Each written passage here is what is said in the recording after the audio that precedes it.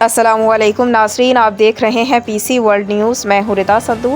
वापडा Medina town के खिलाफ एहतजाज। मदीना टाउन सब डिवीज़न में सुबह 6 बजे से बिजली बंद।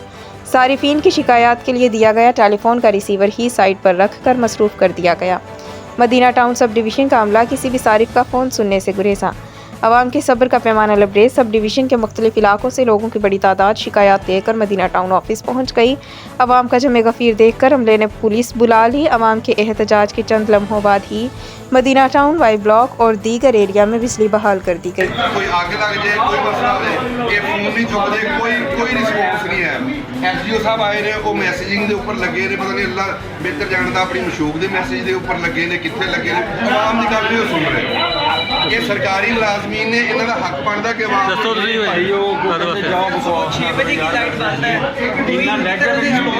कोई अमला नहीं निकला